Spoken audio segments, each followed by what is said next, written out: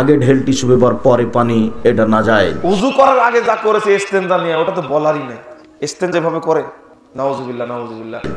ইস্তেনজা করার সময় যারা ঢিলা ব্যবহার করবেন কমপক্ষে 3টা ঢিলা ব্যবহার করবেন। যদি খুব বেশি ছড়িয়ে যায় টয়লেট করার সময়, তাহলে তো আপনাকে পানি ইউজ করতে হবে। ঢিলা কুলুপ কতক্ষণ ধরে ব্যবহার করা উচিত? 40 পা হাঁটাহাঁটি করা কি মুখ্য বিষয়? প্রস্রাবের পর ঢিলা কুলুপ ব্যবহার করে 40 কদম হাঁটাহাঁটি করা যায়। ইস্তেনজা আমাদের প্রাকৃতিক প্রয়োজন পূর্ণ করে আমরা আগে টিস্যু ব্যবহার করি, নাহলে ঢিলা ব্যবহার করি, তারপর পানি ব্যবহার করি। দেখেন আমাদের আব্দুর রাজ্জাক বিন ইউসুফ সাহেব তার প্রচলিত সালাত বনাম রসলান সালাত বনাম এই বইয়ে লিখেছেন। মুজাফফর বিন মুহসিন সাহেব তার জালা হাদিসের কবলে রাসূলুল্লাহ সাল্লাল্লাহু আলাইহি ওয়াসাল্লাম সালাত এই বইয়েও লিখেছেন যে আমাদের দেশে আমরা যে টিস্যু ব্যবহার করি আর তারপরে পানি ব্যবহার করি, এটা জায়েজ না, এটা বিদআত। যদি খুব বেশি ছড়িয়ে যায় টয়লেট করার সময়, তাহলে তো আপনাকে পানি ইউজ করতে হবে। আসসালামু আলাইকুম দর্শক, পায়খানা বা প্রস্রাবের পরে ঢিলা বা কুলুপ ব্যবহার করার পরে পুনরায় পানি ব্যবহার করা হারাম, নাজায়েজ, এমন কথাই বললেন আহলে হাদিসের শায়েখ। দর্শক আসলে কি নাজায়েজ, এ বিষয়ে অন্যান্য উলামায়ে কিরাম কি বলছে, আজকের এই ভিডিওটি এ বিষয় নিয়েই সাজানো হয়েছে।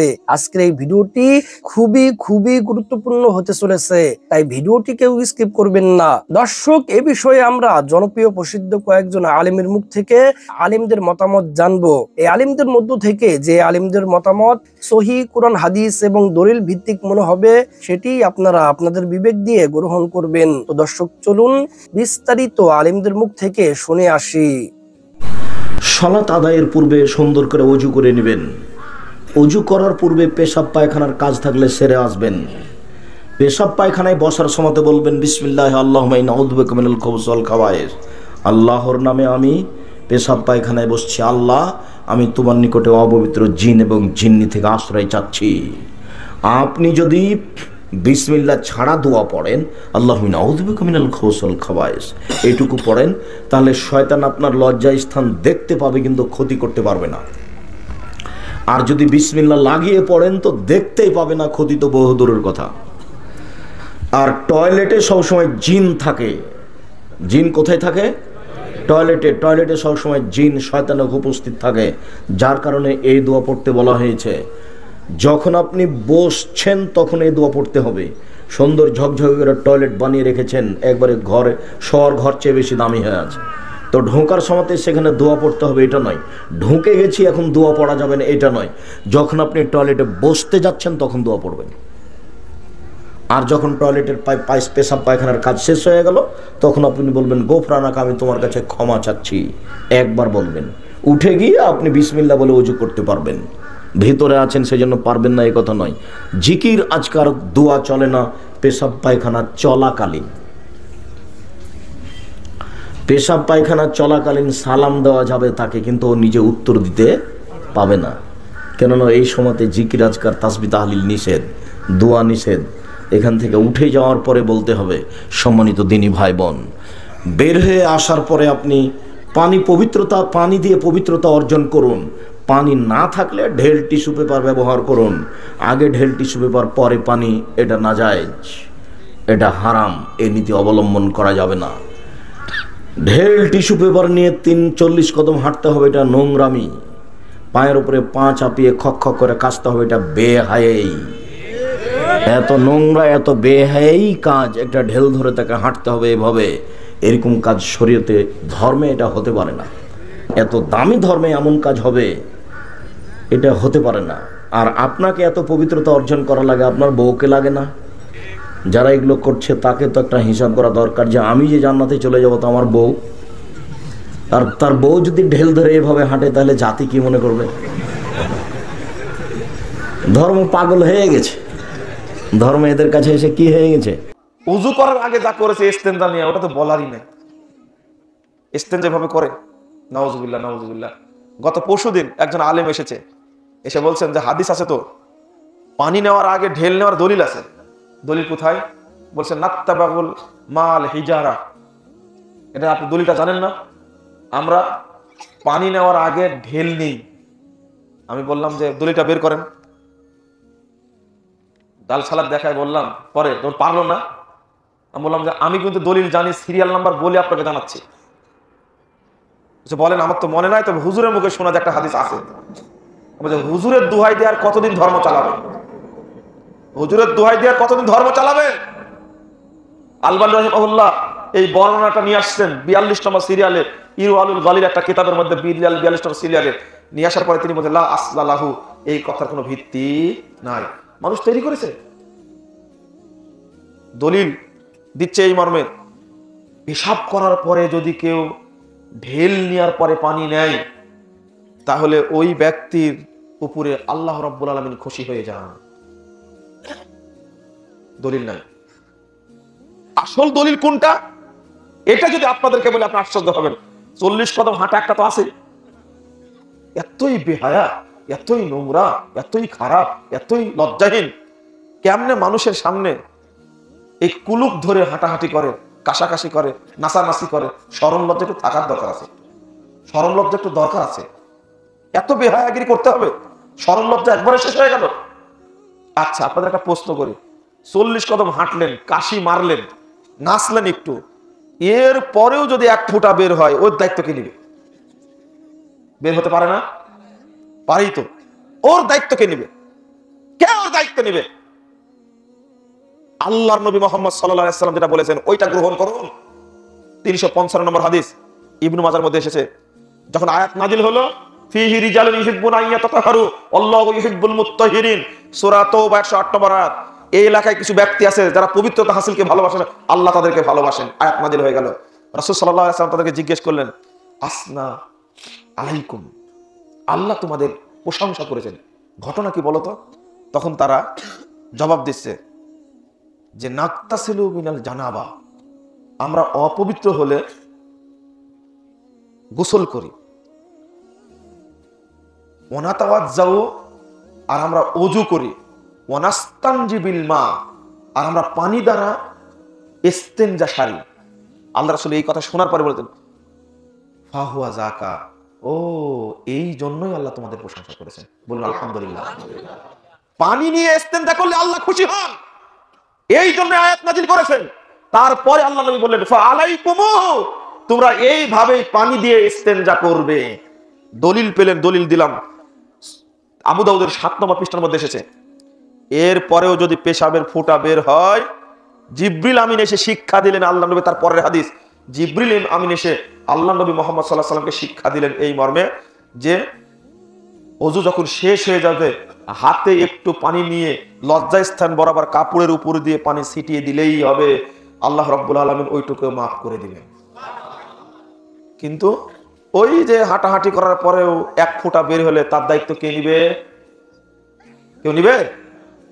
বের হতেই তো পারে, কিন্তু আল্লাহ নবী কি চমৎকার সিদ্ধান্ত দিয়ে গেলেন, যদি পেশাব বের হয় একটু, 1 ফোঁটা যদি বের হয়, অজান্তে যদি বের হয়, কিন্তু ওযু করার পরে পানি একটু লজ্জাস্থান বরাবর ছিটিয়ে দিলেই আল্লাহ রাব্বুল আলামিন এটাকে মাফ করে দিবেন।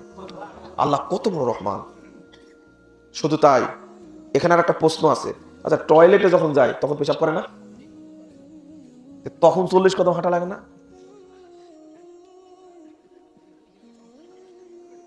বুঝতে পারেননি কথা আমার মনে হয়। তখন কেন 40 কদম হাঁটে না? টয়লেট থেকে কাউকে বের হয়ে 40 কদম হাঁটতে দেখেছেন? তখন হাঁটে না কেন?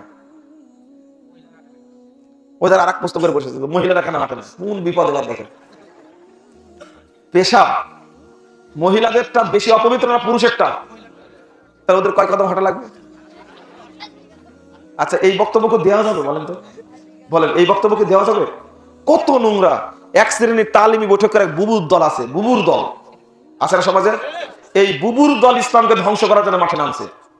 এই তালিমি বৈঠক করে এই মূর্খ বুবুরা, ওই বুবুরাই বলে যে বুবু 7 বার ঢেলা না নিলে পবিত্র হওয়া যাবে না, বুবু তুমি সাবধান থেকে, মুকসুদুল মুমিনিন। এই বুবুকে বাড়িতে ঢুকতে দিতে হবে না, সাবধান, এই বুবু যেন বাড়িতে চান্স না পায়।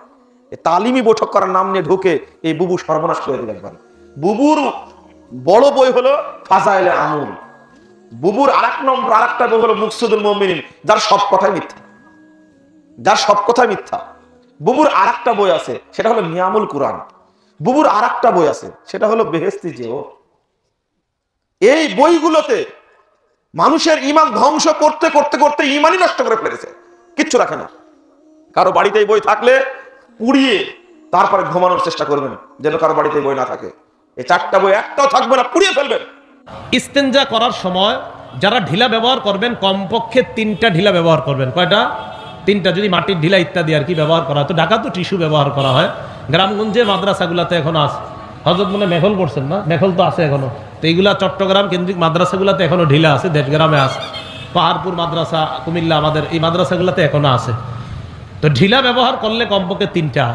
আবু দাউদ শরীফের 7 নম্বর হাদিসে ওই যে হযরত সালমান ফার্সি বলেছেন, নবীজি আমাদেরকে নিষেধ করেছেন আন্নাস্তানজিয়া বিআকাল্লা মিন সালাসাতি আহজার, তিনটা পাথরের কম যেন আমরা না নিই, তিনটার বেশি যেন নেই। তাহলে ঢিলা কমপক্ষে তিনটার চেয়ে বেশি হওয়া যায়। যারা ঢিলা নেবেন ওই সুন্নাহ যদি কেউ আদায় করতে পারেন করবেন।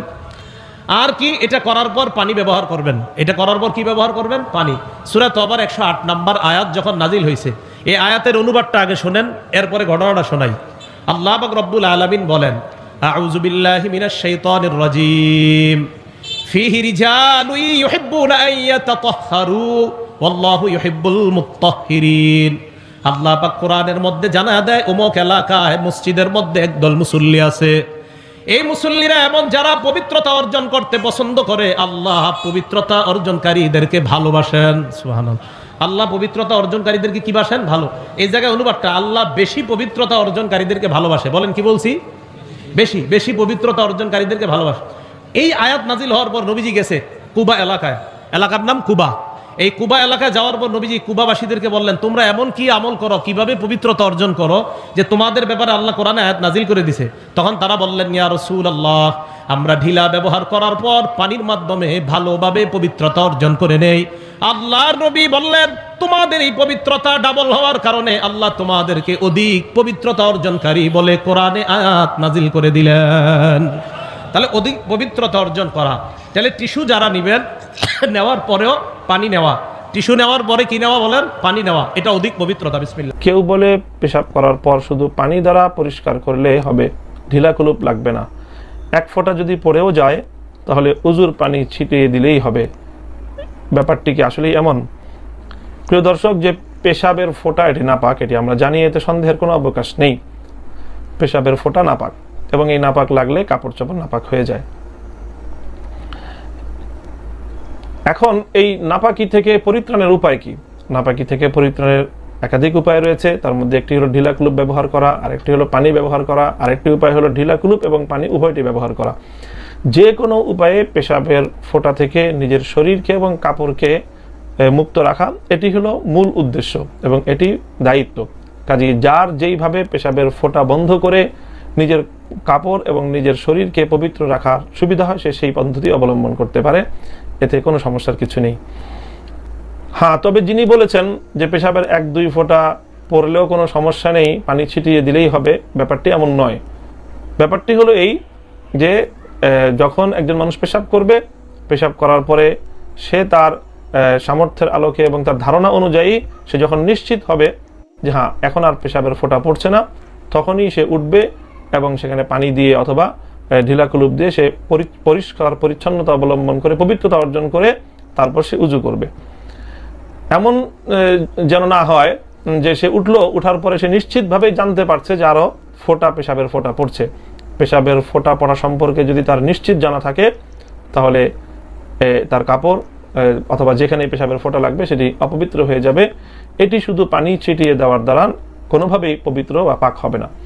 তবে হ্যাঁ, যদি এমন হয় যে নিশ্চিতভাবে সে বুঝতে পারছে না যে পেশাবের ফোঁটা পড়ছে কিনা, শুধু তার সংশয় হয়, সন্দেহ হয় যে হ্যাঁ হয়তো পেশাবের ফোঁটা পড়ে থাকতে পারে, এই সংশয় দূর করার জন্য আল্লাহ রাসূল সাল্লাল্লাহু আলাইহি ওয়াসাল্লাম কৌশল শিখিয়েছেন যে উজুর পানি ছিটিয়ে দিবে যাতে কোনো সংশয় না থাকে। কারণ উজু করার সময় এমনিতেই পানির ছিটা লাগতে পারে। তো যদি তার একদিকে সংশয় হয় যে পেশাবের ফোঁটা পড়লো কিনা, আবার ওদিক দিয়ে উজুর পানির ছিটাল এমনিতেও লেগে থাকতে পারে, কাজে তখন তার মধ্যে একটু ওয়াসওয়াসার রোগ সৃষ্টি হবে। রাসূল আকরাম সাল্লাল্লাহু আলাইহি ওয়াসাল্লাম এই ওয়াসওয়াসার রোগের প্রতিষেধক হিসেবে এই পদ্ধতি শিখিয়ে দিয়েছেন যে তখন তুমি ইচ্ছাকৃতভাবে কিছু পানি ছিটিয়ে দাও, তাহলে এর দ্বারা তোমার মধ্যে সংশয় এবং ওয়াসওয়াসা কোনো কাজ করবে না। সুতরাং এ থেকে বোঝা গেল যে যদি ওয়াসওয়াসা সৃষ্টি হয়, সন্দেহ থাকে, সংশয় থাকে যে পেশাবের ফোঁটা পড়লো কি পড়লো না, তাহলে এর দ্বারা শরীর বা কাপড় নাপাক হবে না। কিন্তু যদি কারো নিশ্চিত জানা থাকে যে হ্যাঁ পেশাবের পরেও পেশাবের ফোঁটা টপকে টপকে পড়েছে, তাহলে নিশ্চিতভাবেই তার শরীর বা কাপড় যেখানেই পেশাবের ফোঁটা লাগবে সেটি নাপাক হয়ে যাবে। কাজেই যিনি বলেছেন এই কথা আপনাকে যে পেশাবের ফোঁটা পড়লে উজুর পানি ছিটিয়ে দিলে পাক হয়ে যায়, তিনি কথাটি ভুল বলেছেন, সম্পূর্ণ সঠিক নয়। ঢিলা কুলুপ কতক্ষণ ধরে ব্যবহার করা উচিত? 40 পা হাঁটাহাঁটি করা কি মুখ্য বিষয়? মুখ্য বিষয় 40 পা বা এর কম বেশি কোনো পা হাঁটাহাঁটি করা নয়, বরং মুখ্য বিষয় হলো পেশাবের পর বা মলমূত্র ত্যাগের পর অপবিত্রতা থেকে পবিত্র হওয়া, এটা হলো মুখ্য বিষয়। পেশাবের পর আমরা যারা বাংলাদেশের মানুষ এ অঞ্চলে বসবাস করি, আমরা ভাত টাত খেয়ে অভ্যস্ত, আমাদের শরীরের মধ্যে সাধারণত একটু শরীরটা আমাদের রসালো হয়। আরবের মানুষ যারা রুটি খায় বা পাকিস্তানের মানুষ যারা রুটি খায়, রুটি প্রধান, তারা আমাদের চাইতে তাদের শরীরের গঠন থাকে কিছুটা শুষ্ক টাইপ। আমাদের দেশে মানুষের পেশাবের পর সাধারণত পেশাবের ফোঁটার ধারা বন্ধ হতে একটু সময় লাগে। আবার আমাদের দেশের মানুষের মধ্যে অনেকে এটা রোগ একটু বেশি সময় নেয়, অনেকে তাড়াতাড়ি পরিষ্কার হয়ে যায়, ক্লিয়ার হয়ে যায়। তো এটা আসলে ব্যক্তির উপর বা পরিবেশের উপরে অনেক সময় ভ্যারি করে।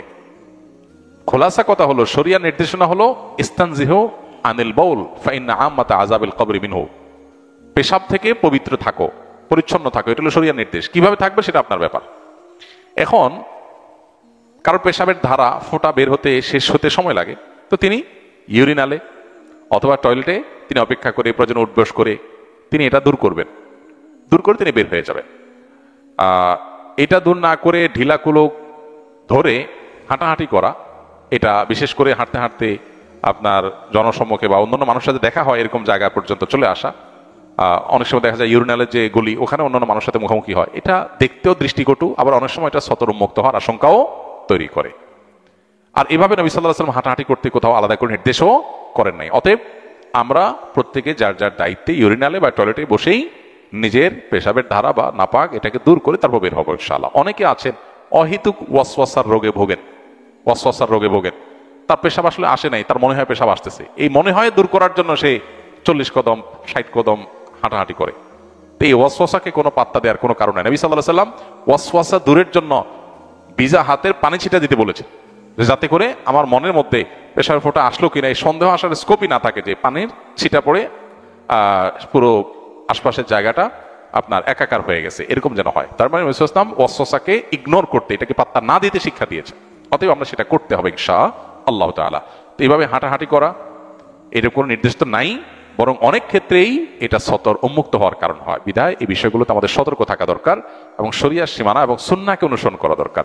সুন্নাহকে অনুসরণ করতে গিয়ে ঢিলা, তারপরে যে আপনার টিস্যু, পানি ব্যবহার, উভয়টা ব্যবহার করা সম্পর্কে হাদিস আছে, সেটা আমরা করতে পারি, আর নাহলে যে কোনো একটা ব্যবহার করতে পারি। কিন্তু দিন শেষে পবিত্র করা হলো মুখ্য, কিন্তু পবিত্র করতে গিয়ে দৃষ্টিকটু কোনো কিছু যেন না হয়, সতর খোলার মতো বিষয় যেন না হয়, সেই জিনিসটা হলো লক্ষণীয় বিষয়। জাযাকুমুল্লাহ। পবিত্রতা অর্জন করাকে ভালোবাসে এই অর্থ হবে। মদিনার লোকেরা সাহাবাই কেরাম সকলে, মুহাজিরিন অথবা আনসার আর মুমিনরা সাহাবাই কেরাম সকলেই পবিত্রতা অর্জন করা, পবিত্র থাকাকে ভালোবাসেন, ঠিক না? আর যদি মসজিদে কোবা তাফসীর নেওয়া হয়, তাহলে কি তাফসীর হবে? মসজিদে কোবার আশেপাশে যারা বসবাস করে তারা পবিত্রতা অর্জন করাকে ভালোবাসে, আর যারা পবিত্রতা অর্জন করে তাদেরকে আল্লাহ পাক ভালোবাসেন। এখন এই আয়াতের অর্থ কি? যে কোবার আশেপাশের লোকেরা পবিত্রতা অর্জন করা ভালোবাসে, এই মর্মে একটি জয়ীফ হাদিস রয়েছে। জয়ীফ হাদিস, যেটা ঢিলা কুলুপ বললাম, জয়ীফ হাদিস। ইরওয়াউল গলিল, আল্লামা নাসির আলবানী রাহমাতুল্লাহ আলাইহি, খুব বড় কিতাব, কয়েক খণ্ডের কিতাব, হাদিসের সহিহ জয়ীফের বিস্তারিত জানার জন্য। সেই ইরওয়াউল গলিলের 42 নম্বর হাদিস হচ্ছে এই জয়ীফ দুর্বল হাদিসটি, যে কোবা এলাকার লোকেরা প্রথম পাথর ব্যবহার করত, আর তারপরে তখন পাথর দিয়ে হালকা করে নিয়ে পরে পানি ব্যবহার করত, কিন্তু হাদিস সহিহ নয়। হাদিস কি নয়? ইস্তেঞ্জা আমাদের প্রাকৃতিক প্রয়োজন পূর্ণ করে আমরা আগে টিস্যু ব্যবহার করি, নাহলে ঢিলা ব্যবহার করি, তারপর পানি ব্যবহার করি। দেখেন আমাদের আব্দুর রাজ্জাক বিন ইউসুফ সাহেব তার প্রচলিত সালাত বনাম রসলানের সালাত বনাম এই বইয়ে লিখেছেন। মুজাফফর বিন মুহসিন সাহেব তার সালাহ হাদিসের কবলে রাসূলুল্লাহ সাল্লাল্লাহু আলাইহি সালাত এই বইয়েও লিখেছেন যে আমাদের দেশে আমরা যে টিস্যু ব্যবহার করি আর তারপরে পানি ব্যবহার করি, এটা জায়েজ না, এটা বিদআত। ওনারা লিখেছেন যে আব্দুর রাজ্জাক বিন ইউসুফ সাহেবও লিখেছেন, মুজাফফর বিন মুহসিন সাহেবও লিখেছেন যে আমরা যেভাবে ব্যবহার করি এটা জায়েজ না, এটা বিদআত। তাহলে প্রশ্ন হলো, দেখেন আব্দুর রাজ্জাক বিন ইউসুফ আর মুজাফফর বিন মুহসিনের ফতোয়া হলো বিদআত। এখন প্রশ্ন হলো, আমরা যে টিস্যু ব্যবহার করি এটা কি হারাম? আব্দুর রাজ্জাক বিন ইউসুফের ফতোয়া হলো হারাম, পানি থাকলে আপনি টিস্যু ব্যবহার করতে পারবেন না, তার ফতোয়া। মুজাফফর বিন মুহসিনের ফতোয়া। অথচ দেখেন আমি শুধু বললাম যে এই আহলে হাদিস, সৌদি আরবের আহলে হাদিসরা তো এতটুকু খেত হওয়ার কথা না। ইসলাম পরিচ্ছন্নতার ব্যাপারে কি পরিমাণ গুরুত্ব আরোপ করে, ইসলাম মানুষের তোমার তাহারাতের পরিচ্ছন্নতার ব্যাপারে কত বেশি গুরুত্ব আরোপ করে। ইসলাম তো কখনো এই ধরনের ফালতু কথা বলার কথা না যে টিস্যু ব্যবহার করে তারপর পানি ব্যবহার করা যাবে না, এটা বিদাত। তো আমি সৌদি আরবের আলেমদের ফতোয়া বের করলাম। 1 নম্বরে বিন বাজ রাহিমাহুল্লাহ ফতোয়া আল্লাহ জানা দাইমা বের করলাম, শেখ সালেহ আল উসাইমিনের ফতোয়া বের করলাম, শেখ সালেহ আল মুনাজ্জিদের ফতোয়া বের করলাম, শেখ মোহাম্মদ সাবিতের ফতোয়া ব্যবহার করলাম। উনারা সৌদি আরবের সব আলেমরা ফতোয়া দিয়েছেন যে যদি কারো মানে প্রাকৃতিক প্রয়োজনে গিয়ে তার পায়খানা শক্ত হয়, সে শুধু ইত্তেফা বিল হাজার, পাথরের উপর ইত্তেফা যথেষ্ট মনে করতে পারে। কিন্তু ওয়া ইন জামাআ বাইনাহুমা, সৌদি আরবের সব লামাযাবি আলেমদের ফতোয়া হলো ওয়া ইন জামাআ বাইনাহুমা। বিশ্বাস না হলে পায়ার আমি এখান থেকে আমার মোবাইলে সব কিতাব আছে খুলে দেখাবো। বিন বাজ ফতোয়া দিয়েছেন, এরপরে শেখ সালেহ আল উসাইমিন ফতোয়া দিয়েছেন, শেখ সালেহ আল মুনাজ্জিদ ফতোয়া দিয়েছেন, শেখ মোহাম্মদ সাবিত ফতোয়া দিয়েছেন। কুয়েতের সরকারের পক্ষ থেকে একটা বিশাল বড় আকারের আল ফিকহে মুকাররানার উপর কিতাব প্রকাশিত হয়েছে, আল মাওসুআতুল ফিকহিয়া আল কুওয়াইতিয়া। সেখানেও বলা হয়েছে যে শুধু পানি ব্যবহার করলে হবে, কিন্তু ওয়া ইন জামাআ বাইনাহুমা, আগে কেউ টিস্যু ব্যবহার করে, আগে কেউ কুলুক বা ঢিলা ব্যবহার করে, যদি তারপর পানি ব্যবহার করে, যদি দুইটা করে, কানা আকমাল ওয়া আতহার। সৌদি আরবের সব আলেম ফতোয়া দিয়েছেন আগে টিস্যু ব্যবহার করে তারপর পানি ব্যবহার করা কানা আকমাল ওয়া আতহার, এটা পরিচ্ছন্নতা পবিত্রতা অর্জনের সর্বোত্তম পন্থা, ও আতহার এবং পবিত্রতা অর্জনের অধিকতর বিশুদ্ধ পন্থা। সৌদি আরবের সব সালাফি আলেমরা বলেন এইটা হলো অধিকতর বিশুদ্ধ পন্থা। বাংলাদেশের আব্দুর রাজ্জাক আর মুজাফফর বিন মুহসিন বলেছেন এইটা বিদআত। এবার প্রশ্ন হলো, যদি সৌদি আরবের আলেমরা ঠিক হয়, আমাদের বাংলাদেশের এই দুইজন জাল ভেজাল, আর এই দুজন যদি ঠিক হয়, তোমাদের সৌদি আরবের সবাই ভেজাল। এবার আগে তোমাদের গোরের মাইর ভাঙ্গাও, তারপর আমাদের কাছে আসো। এখন আপনি আজকার সৌদিকে দলিল মানবেন না আজ থেকে 1200 বছর আগের সৌদিকে মানবেন? এখন আপনার বিবেকের উপর ছেড়ে দেন। এখন তো সৌদি আরবে সবকিছু হালাল হয়ে যাচ্ছে, হালাল ড্যান্স, হালাল সিনেমা, হালাল অশ্লীলতা, সবকিছু হচ্ছে না? হচ্ছে। তাহলে এখনকার সৌদি আরবকে আপনি দলিল মানবেন না 1400 বছরের আগের সৌদি আরবকে আপনি দলিল মানবেন? এবার দেখেন, আপনি সৌদি আরবের আলেমদের অন্তত রুচিবোধ আছে, তারা বলেছেন কানা আকমাল ওয়া আতহার, এটা হলো পবিত্রতা অর্জনের বিশুদ্ধ পন্থা। এজন্য এগুলো নিয়ে যদি কেউ ফিতনা ছড়ায়, তার অপপ্রচারে আমরা বিভ্রান্ত হব। আমেরিকা থাকেন একজন, বাসার বাইরে অন্য কোথাও ল্যাট্রিনে পানি থাকে না টিস্যু দিয়ে। আচ্ছা, সেক্ষেত্রে যদি খুব বেশি ছড়িয়ে যায় টয়লেট করার সময়, তাহলে তো আপনাকে পানি ইউজ করতে হবে। কিন্তু যদি না ছড়ায়, তাহলে কিন্তু টিস্যু ইউজ করলেই হবে। আল্লাহ রাসূল সাল্লাল্লাহু আলাইহি ওয়াসাল্লাম কিন্তু শুধুমাত্র আমরা যেটা কুলুক বলি, ঢিলা কুলুক বা টিস্যু, বর্তমান সময়ে টিস্যু, এটা ইউজ করেও তিনি যথেষ্ট মনে করেছেন। কারণ তখনকার সময়ে আল্লাহ রাসূল সাল্লাল্লাহু আলাইহি ওয়াসাল্লাম এবং সাহাবাদের খাবারগুলো ছিল রুটি খেতেন, খেজুর খেতেন, বার্লি খেতেন, জব খেতেন, গোশত খেতেন। তো এতে ওনাদের যে স্টুলটা ওইটা ওই রকম হতো, ফলে শুধু টিস্যু তখন তো ছিল পাথর, ওইটা ইউজ করলেই হতো। কিন্তু আমরা অনেক সময় দেখা যায় যে আমরা শাকসবজি খাই বেশি, ডাল খাই, লিকুইড খাবার, ফলে আমাদের টিস্যু ইউজ করতে হয়, পানিও ইউজ করতে হয়, তা না হলে আমাদের পরিচ্ছন্নতা হয় না। সো আমেরিকাতে যিনি থাকেন, সেক্ষেত্রে আপনাকে সাবধান হতে হবে। আপনার বড় ওয়াশরুম বাসা থেকে সেরে যেতে হবে, যাতে করে মাঝপথে কখনো আপনার ওয়াশরুমের কারণে আপনার পবিত্রতা নষ্ট না হয়। দর্শক, আশা করি সম্পূর্ণ ভিডিওটি দেখেছেন এবং উভয় দলের আলেমেরা কি বলেছে আপনারা বুঝতে পেরেছেন। দর্শক, আপনারা ইতিমধ্যে পুরো ভিডিওটি দেখে পানির মতো ক্লিয়ার হয়ে গিয়েছেন কারা জাতিকে বিভ্রান্ত করতেছে আর কারা জাতিকে সত্য বলতেছে।